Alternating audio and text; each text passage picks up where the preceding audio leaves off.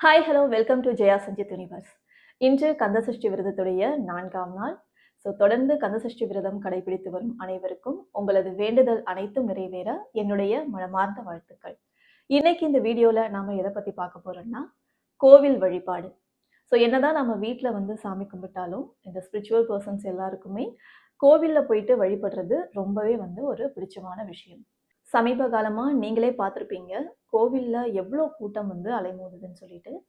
விசேஷ நாட்கள்ல மட்டும் தான் கடவுள போய் கும்பிடணும் அப்படின்றது கிடையாது. அன்னைக்கு மட்டும் தான் கடவுளுக்கு அதிக சக்தி இருக்கிறதாகவும், அன்னைக்கு எப்படியாவது போயிட்டு கடவுள பார்த்துடணும் அப்படின்ற நம்மளுடைய மனப்பாங்க நம்ம முதல்ல மாத்திக்கணும்.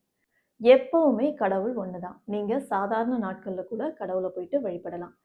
இந்த மாதிரி கூட்டத்துல போயிட்டு நீங்க சேஃபா வந்துட்டா பிரச்சனை இல்ல. பட் இதுல நெறைய பேரு குழந்தைங்கள வேற கூட்டிட்டு போயிட்டு அவங்களையும் சேர்த்து கஷ்டப்படுத்துறாங்க. இதெல்லாம் நாமளே வந்து அவாய்ட் பண்ணிக்கணும். அதே மாதிரி நெறைய வேண்டுதல்கள் குழந்தைகள வச்சு பண்றது, அந்த விஷயமும் நம்ம பார்த்துட்டு தான் இருக்கோம். பெற்றோர்களாகிய நாம அதையும் கொஞ்சம் தவிர்க்கிறது நல்லது. குழந்தையும் தெய்வமும் ஒன்று. அவங்களுக்கு ஒரு ஏஜ் வரும்பொழுது, அவங்க வந்து அவங்க இஷ்டப்படி கடவுள வந்து எப்படி வழிபடணுமோ அவங்க வழிபடுவாங்க. இந்த சின்ன வயசுல அவங்கள கஷ்டப்படுத்துற ஒரு விஷயத்த கடவுளுமே கண்டிப்பா ஏற்க மாட்டாரு. அவங்களுக்கும் சேர்த்து நாம ப்ரே பண்ணிக்கிறோம் இல்லையா? அந்த பிளெஸிங்ஸ் அவங்களுக்கு போயிடும். அதனால குழந்தைகள தயவு செஞ்சு எந்த வேண்டுதல்லயும் வந்து உட்படுத்தாதீங்க.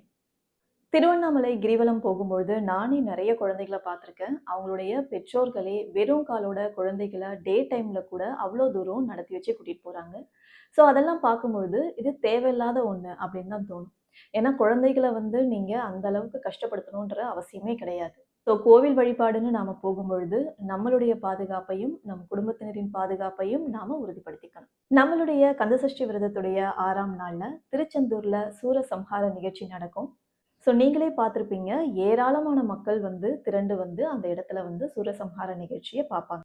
இது போன்ற நிகழ்ச்சிகள்ல கலந்துக்கும் பொழுது, நாமளும் நம்ம குடும்பத்தினரும் சேஃபா இருக்குமா அப்படின்றத தயவு செஞ்சு உறுதிப்படுத்திக்கோங்க. அப்படி இல்லன்னா, நாம டிவிலயே பார்க்கலாம். எல்லா சேனல்லயும் லைவ் டெலிகாஸ்ட் அன்னைக்கு போடுவாங்க. நம்ம வீட்லயே சாமி கும்பிட்டுட்டு, வீட்லயே ரொம்ப ரிலாக்ஸா வந்து சூரசம்ஹார நிகழ்ச்சிய நம்ம பார்க்கலாம். நமக்கும், நம்மள சுத்தி இருக்கிறவங்களுக்கும் எந்த பாதிப்பும் வராம, நம்மளுடைய கடவுள அமைதியான முறையில வழிபடுறது தான் நமக்கு சிறந்த வழி. இதே மாதிரி இன்ஃபர்மேஷன்ஸோட நாளைக்கு உங்கள நான் மீட் பண்றேன்.